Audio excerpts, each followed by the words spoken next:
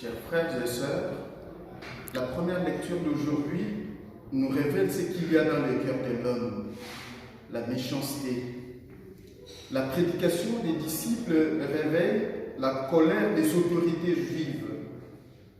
Le fanatisme juif a rendu la vie insupportable aux disciples du Christ. Le meurtre d'Étienne ne fut pas un fait isolé. Les Juifs ont fait peser sur l'Église une vraie persécution. L'Église de Jérusalem fut obligée de se disperser. Le premier rôle dans la persécution appartient à Saul. Ce furieux monsieur, animé d'une rage meurtrière contre les disciples du Seigneur, entrait dans les maisons, soupçonnait de renfermer les chrétiens, s'emparait violemment des hommes et des femmes, les traînait en prison ou au tribunal. Cet impitoyable Saul s'est vanté qu'aucun homme de sa génération n'avait aussi été zélé que lui pour les traditions. On comprend dès lors que la persécution avait pour but d'anéantir l'Église naissante, mais Dieu dirigeait les circonstances vers une fin absolument contraire. Au lieu de parvenir à l'anéantissement de l'Église, la méchanceté ne fut que propager l'Évangile et augmenter le nombre des disciples dans les contrées voisines. L'Église a survécu grâce au courage et au zèle apostolique des disciples qui se dispersèrent et annoncèrent la bonne nouvelle. À travers eux, c'est le Seigneur lui-même qui parle, qui rassemble, qui guérit et accomplit des signes.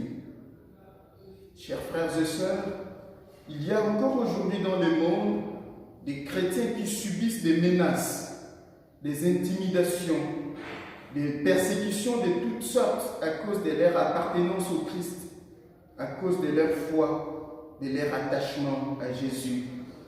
Prions pour eux afin que le Seigneur leur donne le courage, la force de demeurer ferme dans la foi, qu'ils trouvent la force dans les pardons, la sécurité dans les moments parfois de peur, l'amour dans la discorde. La première lecture que nous avons entendue nous permet de saisir trois choses intimement liées. La première, c'est que l'annonce de la bonne nouvelle n'est pas le seul apanage de ceux qui ont le don d'évangéliste pour proclamer à d'autres les sauveurs que nous possédons. Ce ne sont pas les apôtres restés à Jérusalem qui prirent l'initiative de la prédication de l'Évangile dans les contrées environnantes.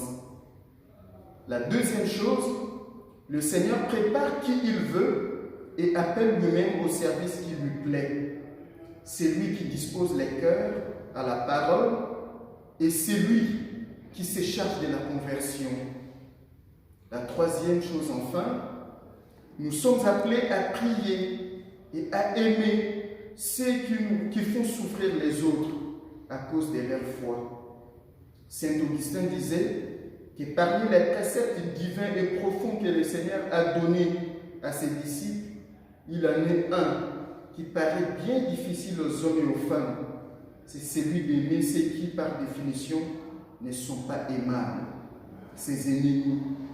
C'est en cela que se trouve la spécificité de l'amour chrétien. L'amour des ennemis est un précepte difficile, mais la récompense est immense.